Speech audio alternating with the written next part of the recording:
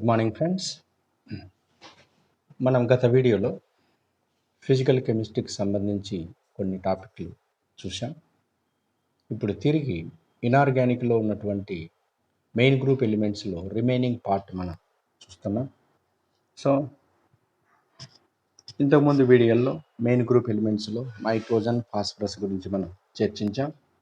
ఇందులో భాగంగా remaining group sulphur, 6th గ్రూప్కి సంబంధించినటువంటి సల్ఫర్, 7th గ్రూప్ హాలోజన్కు సంబంధించినటువంటి ఫ్లోరిన్కు, అంటే కాంపిటీషన్ పాయింట్ ఆఫ్ వ్యూలో, సిఎస్ఆర్ నెట్ పాయింట్ ఆఫ్ వ్యూలో మనకు మోస్ట్ ఇంపార్టెంట్ గురించి మాత్రమే నేను డిస్కషన్ చేస్తున్నాను.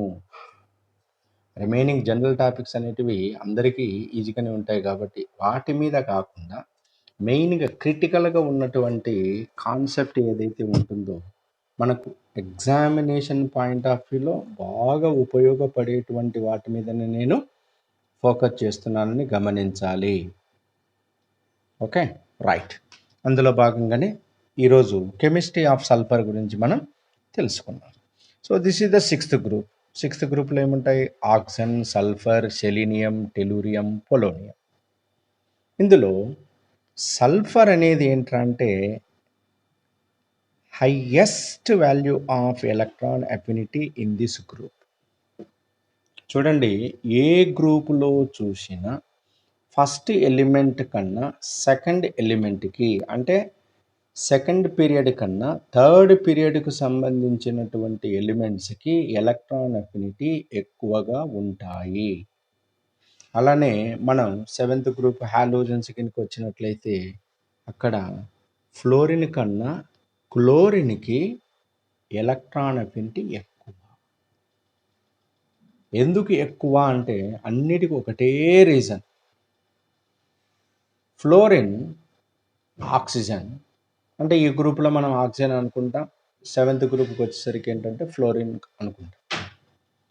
సెకండ్ పీరియడ్ ఎలిమెంట్స్కి సైజు తక్కువ, less atomic size, number 1. Number 2, inter electronic repulsions are maximum. Inter electronic repulsions are maximum. 6th గ్రూపులు అన్నప్పుడు సెకండ్ గ్రూప్లో 2s2 2p4 6th గ్రూప్. అదే 7th గ్రూప్లో అయితే 2s2 2p5. సో 6th గ్రూపులో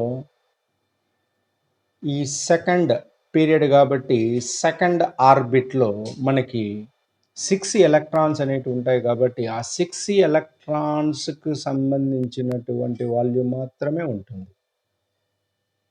ఇక 7th ఎలక్ట్రాన్ వచ్చి అకామిడేట్ కావాలి అంటే కష్టం. Formation of O-. ఒక ఎలక్ట్రాన్ యాడ్ కావాలి అంటే అక్కడ స్పేస్ లేదు. ఎందుకు లేదు? సైజు చిన్నగా ఉండడం వల్ల ఒక ఎలక్ట్రాన్కి ఇంకొక ఎలక్ట్రాన్కి మధ్య ఉన్నటువంటి గ్యాప్ తక్కువగా ఉండడం వల్ల ఎలక్ట్రాన్ ఛార్జ్ ఏంటి? నెగటివ్ వల్ల ఏమవుతుంది? రిపల్షన్. అప్పుడు వచ్చేటువంటి ఎలక్ట్రాన్ కూడా ఛార్జ్ ఏంటి? నెగటివే. ఇక్కడ ఉన్నటువంటి ఆ 6 ఎలక్ట్రాన్స్ ఉండడానికే ప్లేస్ లేదు. ఇక కొత్తగా వచ్చేటువంటి ఎలక్ట్రాన్ ఎక్కడ అకామిడేట్ అవుతుంది? కష్టము. అదే థర్డ్ పీరియడ్కి వచ్చేసరికి ఏంటంటే ఇంటర్మీడియట్ అటామిక్ సైజ్.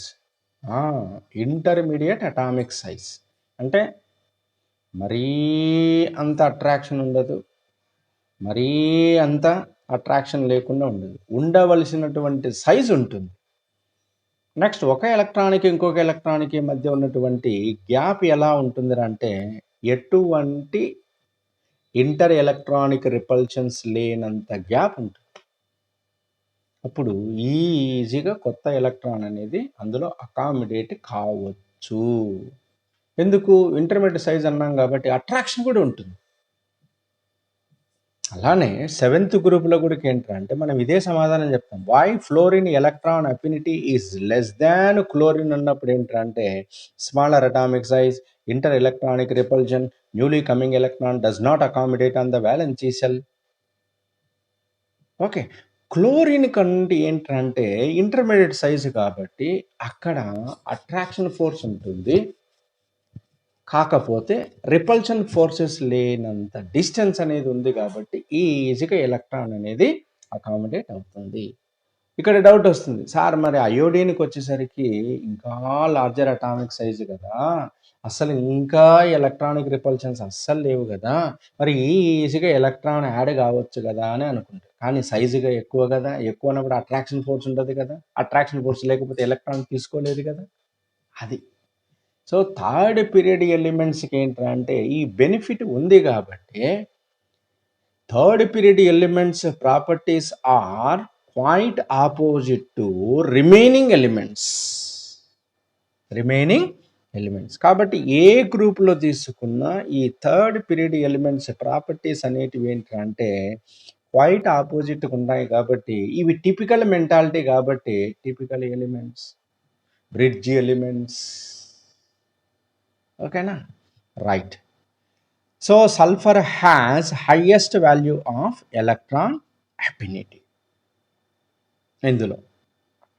మరి ఇందులో ఉన్నటువంటి అల్లోట్రోపిక్ సంబంధించినటువంటి విషయం తీసుకున్నట్లయితే ఆక్సిజన్ మనకి అల్లోట్రోప్స్ అంటే నార్మల్ ఆక్సిజన్, ఇంకొకటి ఓజోన్ ఉంది. అలానే సల్ఫర్కి వచ్చేసరికి ఏంటంటే అల్లోట్రోప్స్ of sulphur S6, S7, S8, S9, S10, S12, 13, 14, 15, 18, 20 ఇలా ఎగ్జిబిట్ అవుతాయి. కానీ సల్ఫర్లో కూడా ఏంటంటే S8, this is the very very important, S8. ఈ S8 అల్లోట్రోప్ ఏంటంటే పక్కడ్ రింగ్ స్ట్రక్చర్ లేదా క్రౌన్ షేప్ స్ట్రక్చర్ ఇలా ఉంటుంది.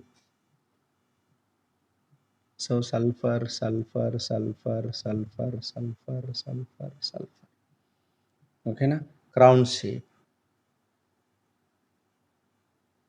క్రౌన్ షేప్లో ఉంటుంది కాబట్టి ఈ S8 allotrope form is very very important.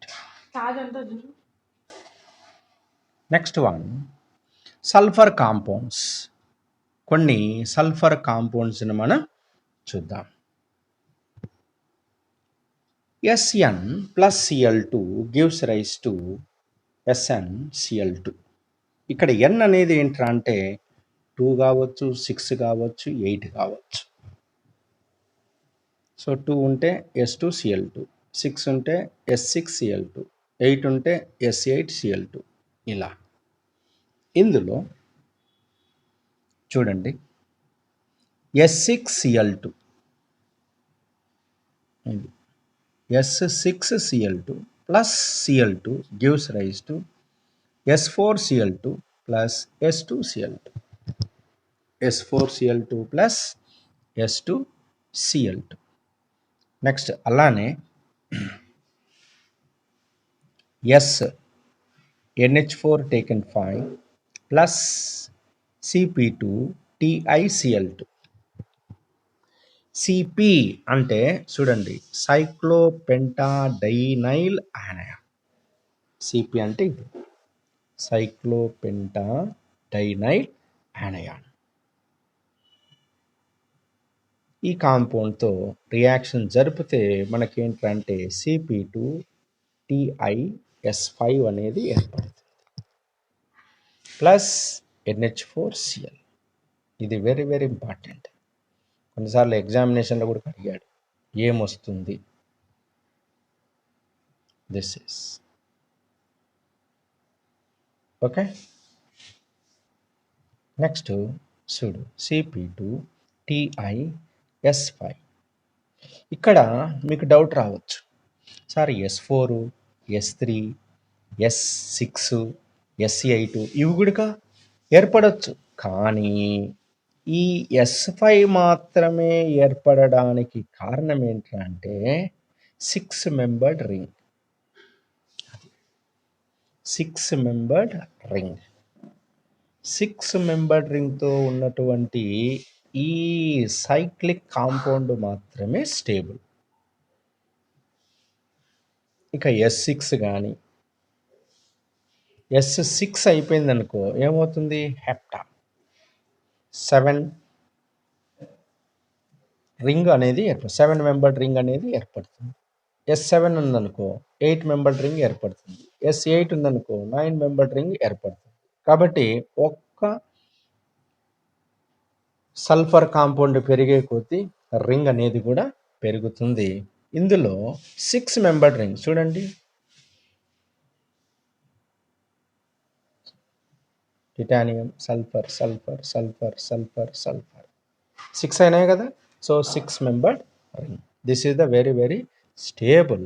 కాబట్టి మనకి ఎగ్జామినేషన్లో ఈ అమ్మోనియం ఉన్నటువంటి ఈ సల్ఫర్, నెక్స్ట్ సైక్లోపెంటాడైనైల్ ఉన్నటువంటి ఈ కాంపౌండ్తో రియాక్షన్ జరిగినప్పుడు మనకేంటంటే ఈ సల్ఫర్ అనేది ఇక్కడికి వచ్చేస్తుంది. ఎన్ని సల్ఫర్లు అంటే 5 సల్ఫర్లు ఉన్నటువంటి కాంపౌండే ఏర్పడుతుంది. Very very important. Okay, right.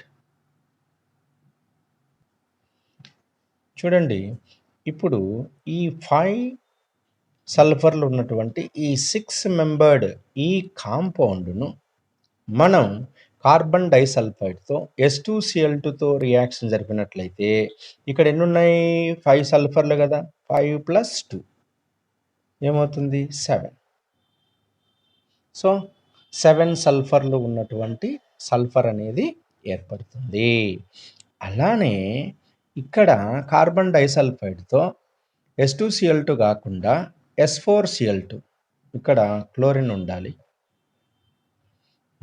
S4Cl2తో reaction జరిపినట్లయితే ఇక్కడ ఏమవుతుంది?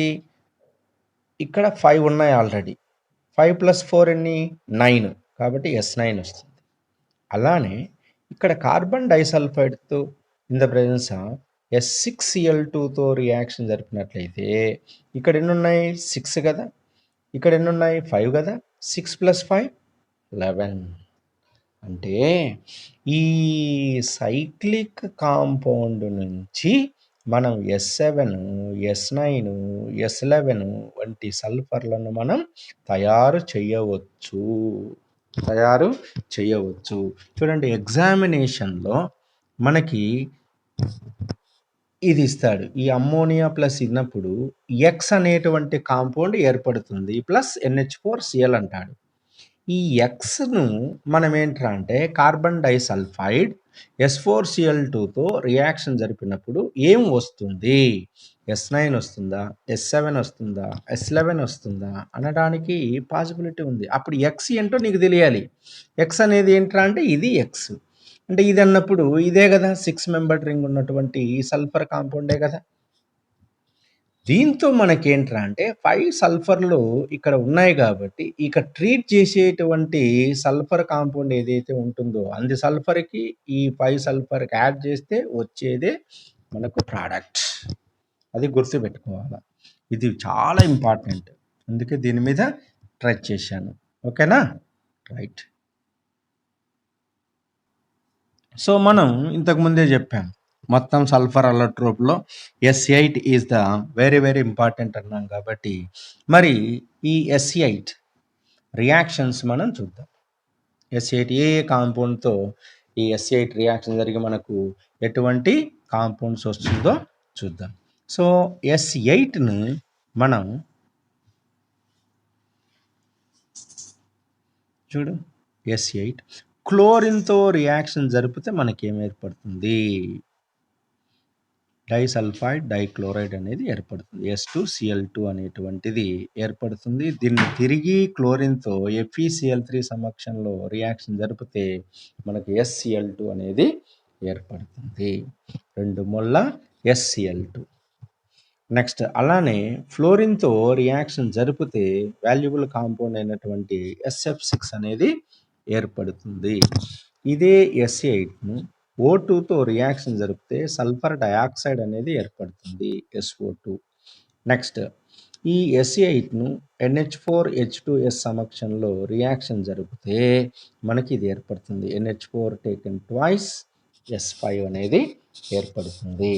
ఇంతకుముందు చూసాం మనం ఈ కాంపౌండ్. నెక్స్ట్ ఇదే S8తో Feతో రియాక్షన్ జరిపినట్లయితే FeS అనేది ఏర్పడుతుంది.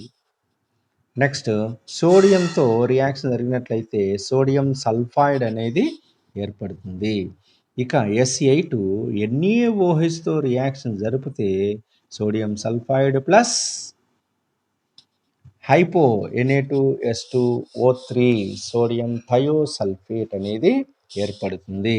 It is a disproportionation reaction. Disproportionation అంటే ఏంటి? A reaction in which same element undergoes oxidation as well as reduction. చూడండి, ఫ్రీ స్టేట్లో కాబట్టి ఫ్రీ స్టేట్ అన్నప్పుడు ఆక్సిడేషన్ స్టేట్ ఎంత? 0. ఇక్కడికి వచ్చేసరికి ఏంటి? -2.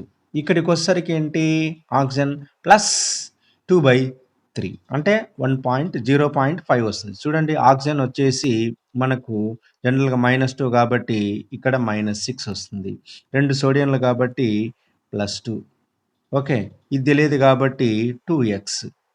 అప్పుడేంటి? 2x - 4 = 0. 2x +4, x +2 వచ్చిందా? కాబట్టి 0 నుంచి -2 అన్నప్పుడు రిడక్షన్, 0 నుంచి +2 అన్నప్పుడు ఆక్సిడేషన్. మరి ఇక్కడ సేమ్ ఎలిమెంటే కదా, సల్ఫరే కదా.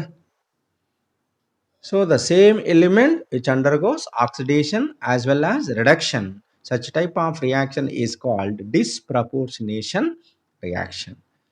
సో ఇంతకుముందు 5th గ్రూప్లో ఉన్నప్పుడు ఫాస్ఫరస్ మనకి డిస్ప్రపోర్షనేషన్ రియాక్షన్లో పార్టిసిపేట్ అయింది. P4 + NaOH gives rise to PH3 + Na2HPO4 అనేది ఏర్పడింది.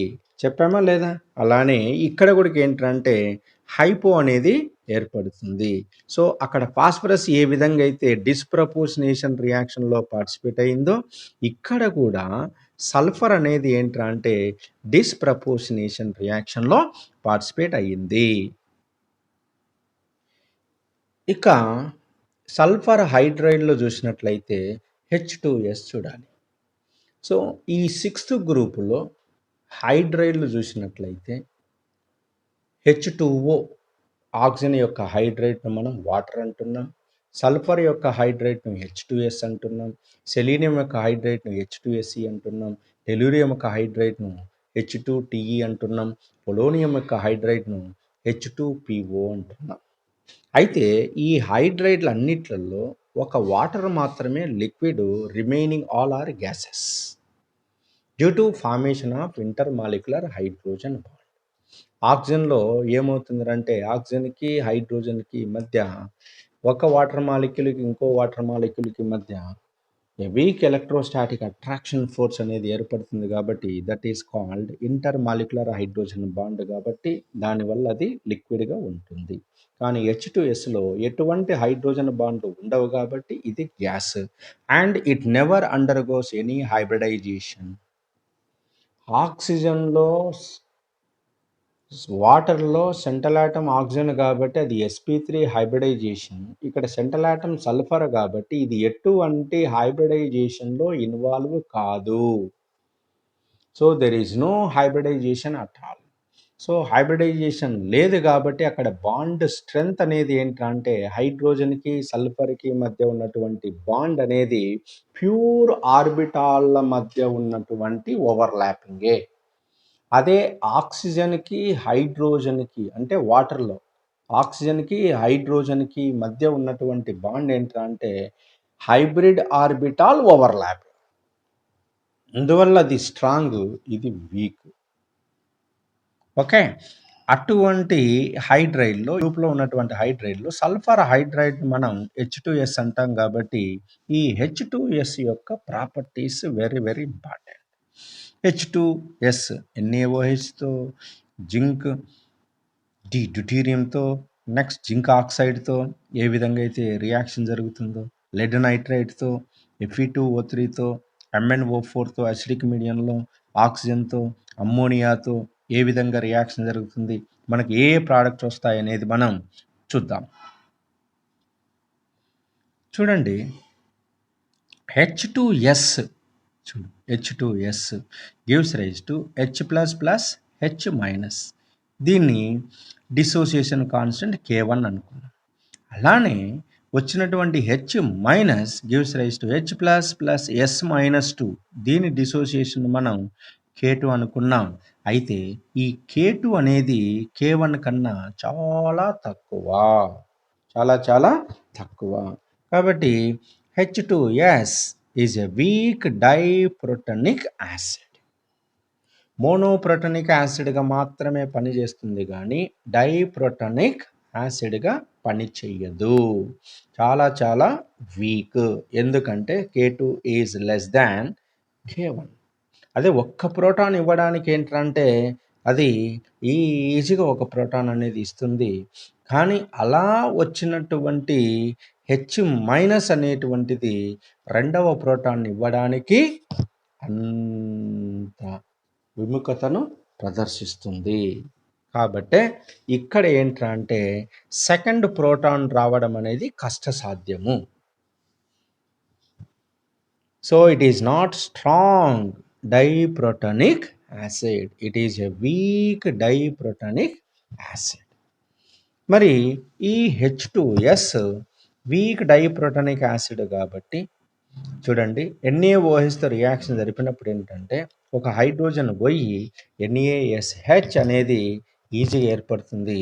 ఇక రెండవ ప్రోటాన్ పోయినప్పుడు మనకు Na2S అనేది ఏర్పడుతుంది.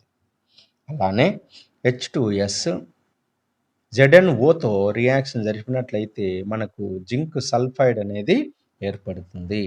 అలానే లెడ్ నైట్రైట్తో రియాక్షన్ జరిపినప్పుడు మనకు బ్లాక్ కలర్లో ఉన్నటువంటి లెడ్ సల్ఫైడ్ ఏర్పడుతుంది, ప్లస్ HnO3 అనేది ఏర్పడుతుంది. నెక్స్ట్ ఐరన్ ఆక్సైడ్తో రియాక్షన్ జరిపినట్లయితే Fe2O3తో రియాక్షన్ జరిపినట్లయితే మనకు ఐరన్ పైరైట్స్ అనేది ఏర్పడుతుంది, Fe2S3. నెక్స్ట్ MnO4తో అసిడిక్ మీడియంతో రియాక్షన్ జరిపినట్లయితే Mn+2 ప్లస్ సల్ఫర్ అనేది బయటకు వస్తుంది. ఆక్సిజన్తో రియాక్షన్ జరిపితే మనకు సల్ఫర్ డయాక్సైడ్ వస్తుంది, ప్లస్ వాటర్ అనేది ఏర్పడుతుంది. నెక్స్ట్ అమ్మోనియాతో రియాక్షన్ జరిపినట్లయితే చూడండి, NH4 taken twice S and ammonium hydrogen sulphide అనేది ఏర్పడుతుంది. So these are the some most important properties of sulphur హైడ్రైడ్, దట్ ఈస్ ద H2S. ఇక సల్ఫర్ యొక్క ఆక్సో యాసిడ్స్ కనుక చూసినట్లయితే ఇవి చాలా రకాలైనటువంటి ఆక్సైడ్లను ఏర్పరుస్తుంది. సల్ఫర్ ఆక్సో యాసిడ్స్ ఆర్ దాదాపు 11 టైప్స్ ఉంటాయి. ఇందులో కొన్ని మనం ముఖ్యమైనటువంటి సల్ఫర్ ఆక్సో యాసిడ్లను చూద్దాం. ఇన్ని రకాలైనటువంటి ఆక్సో యాసిడ్స్ రావడానికి కారణం ఏంటంటే దీని యొక్క catenation ability and availability of d orbitals. So sulphur యొక్క థర్డ్ ఆర్బిట్లో 3s ఆర్బిటాల్, 3p ఆర్బిటాల్, దీంతో పాటు 3d ఆర్బిటాల్లు కూడా ఉండడం వలన దీని యొక్క క్యాటనేషన్ పవర్ చూడండి, కార్బన్ తర్వాత హైయెస్ట్ క్యాటనేషన్ పవర్ దేనికి ఉంది అంటే సల్ఫర్కి ఉంది. హైయెస్ట్ క్యాటనేషన్ పవర్ మొత్తం పీరియాడిక్ టేబుల్లో హైయెస్ట్ క్యాటనేషన్ పవర్ దేనికి అంటే కార్బన్కి. అటు తర్వాత సెకండ్ ర్యాంక్ దేనికి వస్తుంది అంటే సల్ఫర్కి వస్తుంది.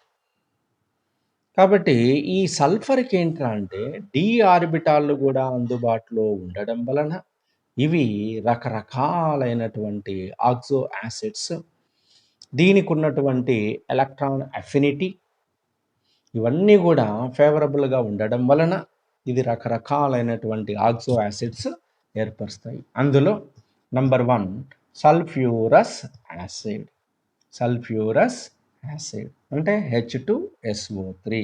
చూడండి, H2SO3 ఇది central atom sulphur +4 oxidation state ఉంటుంది. నెక్స్ట్ ఒక లోన్ పేర్ ఎలక్ట్రాన్స్ ఉంటుంది. దీని హైబ్రిడైజేషన్ sp3 హైబ్రిడైజేషన్. డైప్రోటానిక్ యాసిడ్ 2 ప్రోటాన్లు అనేది కోల్పోతుంది. నెక్స్ట్ రెండవది sulphuric acid. Sulphuric acid king of chemical, రసాయనాల రాజు సల్ఫ్యూరిక్ యాసిడ్. ఇందులో సల్ఫర్ ఆక్సిడేషన్ స్టేట్ ఏంటంటే +6. ఇది కూడా sp3 హైబ్రిడైజేషన్లో ఇన్వాల్వ్ అవుతుంది, డైప్రోటానిక్ యాసిడ్. ఇక్కడ ఒకటి గుర్తుపెట్టుకోవాలి, ఇక్కడ సెంట్రల్ ఆటమ్ సల్ఫర్లో +6 కదండి ఆక్సిడేషన్ స్టేట్, +7కు పోలేదు అంటే ఆక్సిడేషన్ రియాక్షన్లో పార్టిసిపేట్ కాదు. ఇప్పుడు +6 నుంచి +4 రావచ్చు అంటే ఆక్సిడేషన్ స్టేట్ తక్కువ ఉండొచ్చు. మరి ఆక్సిడేషన్ స్టేట్ తక్కువ అయితే దాన్ని ఏమంటాం మనం? Reduction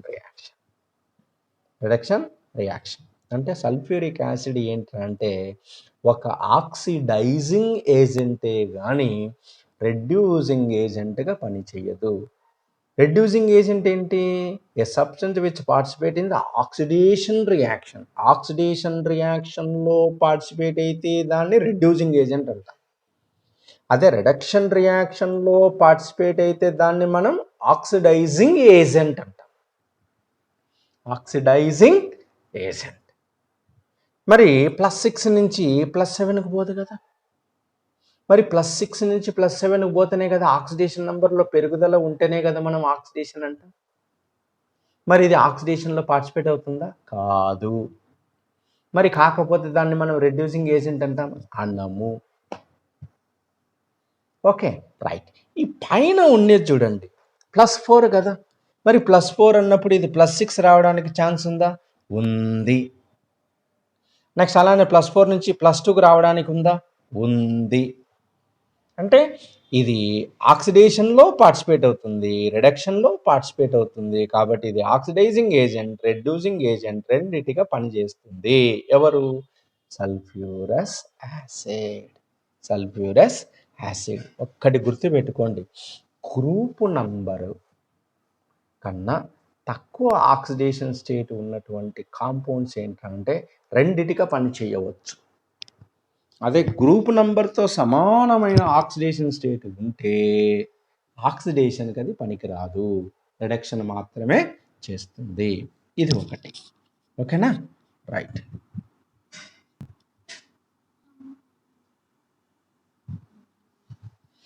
next one, peroxo sulphuric acid H2SO5. దీన్నే మనం కారస్ యాసిడ్ అంటాం. దీన్ని ఏమంటాం మనం? Caro's acid. Caro's acid is nothing but peroxo sulphuric acid. ఎందుకు సల్ఫ్యూరిక్ యాసిడ్ అన్నాము అంటే ఈ H2SO5ను మనం హైడ్రాలసిస్ చేస్తే సల్ఫ్యూరిక్ యాసిడ్ వస్తుంది. 1 మోల్ సల్ఫ్యూరిక్ యాసిడ్ అనేది వస్తుంది. కాబట్టి H2SO5ని మనం వాటర్ తగినకేస్తే మనకు ఇక్కడ సల్ఫ్యూరిక్ యాసిడ్ అనేది వస్తుంది. కాబట్టే దీన్ని ఇందులో ఒక పెరాక్సీ బాండ్ ఉంది కాబట్టి చూడండి, ఇది O'(O)ను మనం పెరాక్సీ బాండ్ అంటాం. పెరాక్సీ బాండ్లో ఆక్సిడేషన్ స్టేట్ ఎంత? -1. కాబట్టి ఇందులో ఉన్నటువంటి సల్ఫర్ ఆక్సిడేషన్ స్టేట్ ఎంత అంటే +6 వస్తుంది. మామూలుగా మనం చూసినట్లయితే 5 ఆక్సిజన్స్ ఉన్నాయి కదా, ఆక్సిజన్ -2, 5 2s are 10 అన్నప్పుడు మనకు X = +8 అంటాం. కానీ greater than the group number కన్నా తగ్గిపోతుంది. So maximum possible oxidation state of sulphur is always group number only. Group number కన్నా ఎక్కువ ఆక్సిడేషన్ స్టేట్ ఏ ఎలిమెంట్ కూడా ప్రదర్శించడానికి వీల్లేదు, స్టాయికియోమెట్రిక్ రూల్. కాబట్టి ఇక్కడ గ్రూప్ నంబర్ 6 పెట్టుకొని +8 ఎట్లా వస్తుంది? కాబట్టి ఏదైనా సరే గ్రూప్ నంబర్ కన్నా ఎక్కువ ఆక్సిడేషన్ స్టేట్ ఉంది అంటే అక్కడ ఆక్సిజన్ ఉంది అంటే వెంటనే మనం ఏమనుకోవాలి? OSC కాంపౌండ్లో పెరాక్సీ బాండ్లు ఉంటాయి. అప్పుడు ఏమవుతుంది? నువ్వు ఏమనుకుంటున్నావు? 5 ఆక్సిజన్స్ -2 అనుకుంటున్నావు అంటే అన్ని ఆక్సిజన్లు -2 ఉంటాయని, కానీ పెరాక్సీ బాండ్లో -1 కదా, అందుకే -1 -1 -2 ఓకే, -1 +1 సో -8 +2 అన్నప్పుడు -6 వస్తుంది. కాబట్టి X = +6. ఓకే, సో ఈ కారస్ యాసిడ్లో పెరాక్సిల్ లింకేజీ తప్పనిసరిగా ఉంటుంది. ఇది గుర్తుపెట్టుకోవాలా.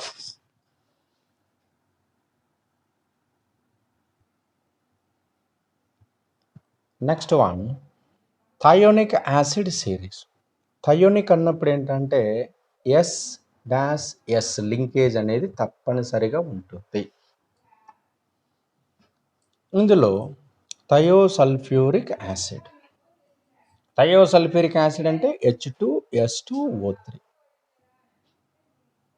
ఇది అంటే ఏంటి, సల్ఫ్యూరిక్ యాసిడ్ నుంచి H2S2O3. సల్ఫ్యూరిక్ యాసిడ్ అంటే H2SO4 కదా.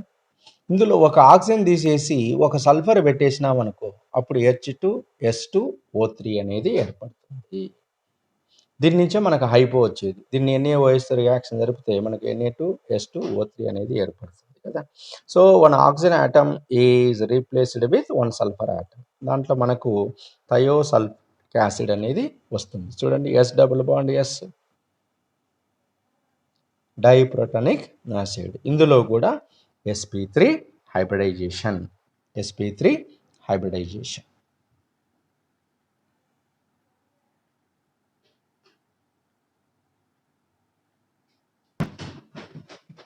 సో డైథయోనస్ యాసిడ్ అంటే థయోసల్ఫ్యూరిక్ యాసిడ్కి ఒక్క ఆక్సిజన్ యాడ్ చేయడం. అది H2S2O3 అయితే ఇది H2S2O4. ఒక ఆక్సిజన్ ఎక్కువ కావడం వలన ఇది డైథయోనస్ యాసిడ్ ఏర్పడింది. సో ఇందులో సల్ఫర్ ఆక్సిడేషన్ స్టేట్ +3. అంటే జనరల్గా అన్ని ఈవెన్ నెంబర్ ఆక్సిడేషన్ స్టేట్లు ఉంటే ఇది ఆడ్ నెంబర్ ఆక్సిడేషన్ స్టేట్ కిందికి వస్తుంది. ఒక్కొక్క సల్ఫర్లో ఒక లోన్ పేర్ ఎలక్ట్రాన్ అనేది ఉంటుంది. నెక్స్ట్ మూడవది డైసల్ఫ్యూరస్ యాసిడ్. అంటే ఏంటి, డైథయోనస్ యాసిడ్కి మరొక ఆక్సిజన్ను యాడ్ చేస్తే H2S2O5 అనేది ఏర్పడుతుంది. దీన్ని హైడ్రాలసిస్ చేసినప్పుడు మనకేంటంటే H2SO3 అనేది ఏర్పడుతుంది. కాబట్టి 2 సల్ఫ్యూరస్ యాసిడ్లు అనేటివి ఏర్పడతాయి. సో సల్ఫ్యూరస్ యాసిడ్ H2SO3 ఇది చాలా unstable. It is unstable oxo acid of sulphur. So H2S2O5 ఇంతకుముందు చూసాం కదా, దానికి ఇంకొక ఆక్సిజన్ ఎక్కువ చేసినట్లయితే మనకు డైథయోనిక్ యాసిడ్ అనేది ఏర్పడుతుంది. డైథయోనిక్ యాసిడ్. నెక్స్ట్ తర్వాత ఏంటంటే most important pyrosulphuric acid H2S2O7. So pyrosulphuric acid H2S2O7 దీన్ని ఓలియం అంటాం. ఫ్యూమింగ్ సల్ఫ్యూరిక్ యాసిడ్ అంటే పొగలు కక్కుతున్నటువంటి సల్ఫ్యూరిక్ యాసిడ్. అంటే ఏంటి, H2S2O7ను వాటర్తో మనం రియాక్షన్ జరిపినట్లయితే మనకు 2 మోల్ల సల్ఫ్యూరిక్ యాసిడ్ అనేది వస్తుంది. కాబట్టి దీని స్ట్రక్చర్ కనుక చూసినట్లయితే 2 సల్ఫర్ మధ్యలో ఒక ఆక్సిజన్ అనేది బ్రిడ్జిగా ఉంటుంది. ఇందులో రెండిట్లలో సల్ఫర్ యొక్క ఆక్సిడేషన్ స్టేట్ ఎంత అంటే +6 sulphur sp3 hybridisation. Next peroxo disulphuric acid. Peroxo disulphuric acid. Peroxo అంటే పెరాక్సీ బాండ్ అనేది ఉంటుంది. పెరాక్సీ బాండ్ అనేది ఉంటుంది. Peroxo disulphuric acid. ఈ పెరాక్సో డైసల్ఫ్యూరిక్ యాసిడ్ని హైడ్రాలసిస్ చేస్తే ఫస్ట్ మనకు Caro's acid plus sulphuric acid వస్తుంది. ఈ కారస్ యాసిడ్ని మళ్ళీ హైడ్రాలసిస్ చేస్తే మనకి సల్ఫ్యూరిక్ యాసిడ్ అనేది వస్తుంది. సో 2 మోల్ల సల్ఫ్యూరిక్ యాసిడ్లు మనకు వస్తాయి కాబట్టి దీన్ని disulphuric acid along with peroxy bond.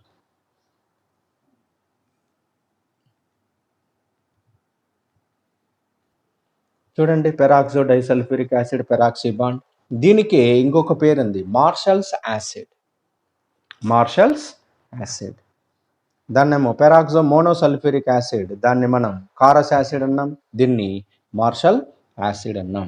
ఇందులో కూడా జనరల్గా మనం ఆక్సిడేషన్ స్టేట్ కనుక చూసినట్లయితే H2S2O8 ఉంటుంది. కాబట్టి ఇది కూడా sulphur oxidation state group number కన్నా దాటిపోతుంది.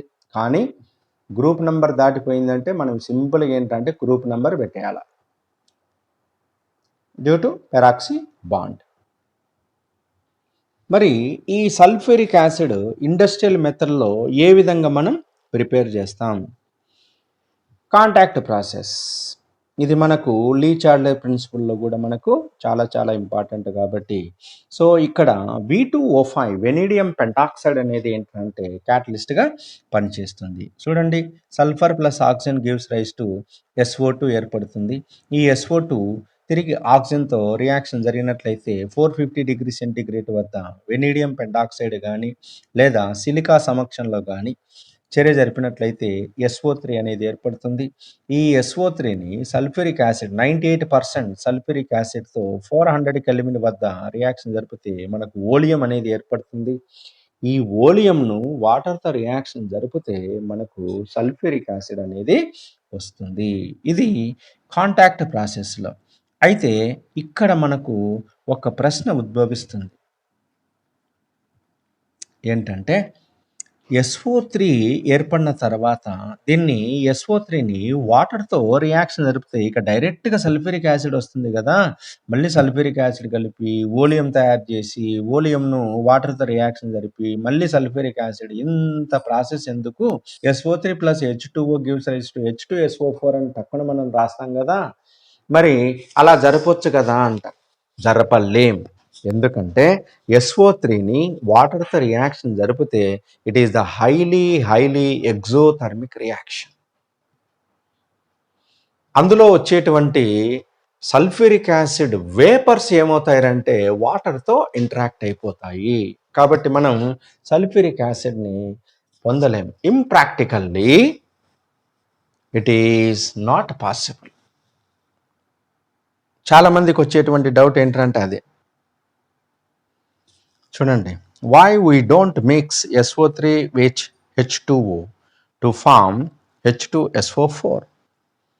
Directly dissolving SO3 in H2O is impractical because this step is highly exothermic in nature. H2SO4 vapors will mix with water. Clear? Next one, thionyl chloride. Thionyl chloride యొక్క preparation. SO3ని SCl2తో reaction జరిపితే మనకు SOCl2 plus sulphur dioxide వస్తుంది, ఒక method.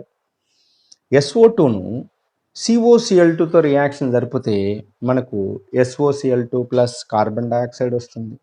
అలానే SO2ను మనం PCl5తో reaction జరిపితే కూడా నీకేంటంటే SOCl2 ప్లస్ POCl3 అనేది ఏర్పడుతుంది. ఇవి థయోనిల్ క్లోరైడ్ యొక్క ప్రిపరేషన్స్. SOCl2 అనేది కెమికల్ ప్రాపర్టీస్లో ఎలా పార్టిసిపేట్ అవుతుంది చూడండి. అమైడ్తో రియాక్షన్ జరిపింది, ఆల్కహాల్ ROHతో రియాక్షన్ జరుపుతుంది, HBrతో రియాక్షన్ జరుపుతుంది, కార్బాక్సిలిక్ యాసిడ్ RCOOHతో, అలానే థాలిక్ అనహైడ్రైడ్ ఏ విధంగా ఏర్పడుతుంది చూద్దాం. ఫస్ట్ SOCl2 అమైడ్తో రియాక్షన్ జరిపితే, చూడండి, అమైడ్తో రియాక్షన్ జరిపితే మనకేంటంటే RCN plus SO2 plus HCl అనేది ఏర్పడుతుంది, ఆల్కైల్ సైనైడ్. ఈ ఆల్కైల్ సైనైడ్ను వాటర్తో రియాక్షన్ జరిపితే కార్బాక్సిలిక్ యాసిడ్. కన్వర్షన్కు మనకి ఇంపార్టెంట్. నెక్స్ట్ ఆల్కహాల్తో రియాక్షన్ జరిపితే ఆల్కైల్ హాలైడ్ అనేది ఏర్పడుతుంది. సో ఆల్కహాల్తో మనకు ఆల్కైల్ హాలైడ్ ఏర్పడుతుంది. అదే HBrతో రియాక్షన్ జరిపితే మనకు SOBr2 అనేది ఏర్పడుతుంది. థాలిక్ అనహైడ్రైడ్తో రియాక్షన్ జరిపితే మనకు ఈ కాంపౌండ్ అనేది ఏర్పడుతుంది.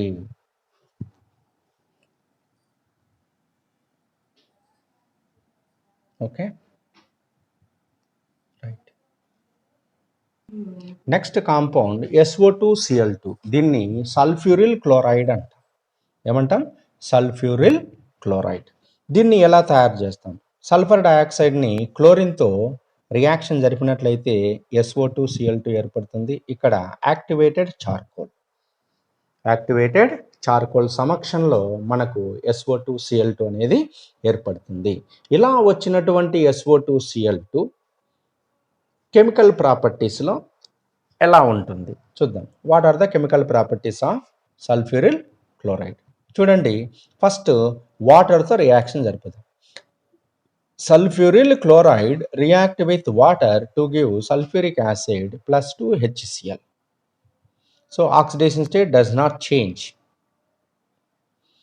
నెక్స్ట్ అలానే అమ్మోనియాతో రియాక్షన్ జరిపితే చూడండి, అమ్మోనియాలో ఉన్నటువంటి లోన్ పేర్ ఎలక్ట్రాన్ సల్ఫర్కి డొనేట్ చేయడం వల్ల ఆక్సిజన్లో ఉన్నటువంటి పై బాండ్ ఏంటంటే మైగ్రేషన్ జరుగుతుంది. తర్వాత ఆ విధమైన కాంప్లెక్స్ అనేది మనకు వస్తుంది. ఓకే, నెక్స్ట్ ఈ సల్ఫ్యూరిల్ క్లోరైడ్ రెడ్ ఫాస్ఫరస్తో రియాక్షన్ జరిపితే మనకు PCl3 అనేది ఏర్పడుతుంది.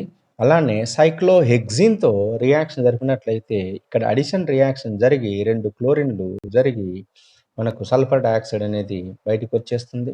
అలానే ఆల్కైన్స్ 1 ఆల్కైన్ అయినటువంటి ఆల్కైన్స్తో రియాక్షన్ జరిపినట్లయితే మనకేంటంటే ట్రాన్స్ ప్రోడక్ట్ అనేది మనకు వస్తుంది. చూడండి, 2 క్లోరిన్లు ఏంటంటే ఆపోజిట్ డైరెక్షన్లో ఉన్నాయి కాబట్టి this is the trans. Okay, so these are the very very important points. These are the important points, examination point of view. We concentrate on sulfur family 6th గ్రూప్లో. ఓకేనా? సో ఇది అయిపోయిన తర్వాత మనం 7th గ్రూప్కి వెళ్దాం. 7th గ్రూప్ ఏంటి? Halogens. ఓకేనా?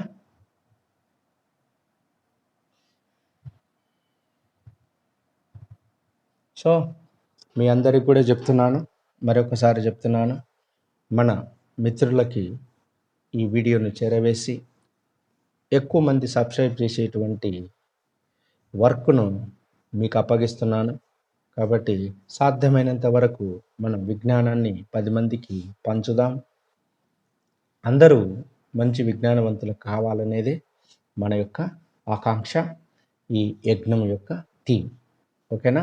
సో 10 మందికి తెలపండి, సబ్స్క్రైబ్ చేయండి, అందరికీ కెమిస్ట్రీని అందుబాటులోకి తీసుకురండి.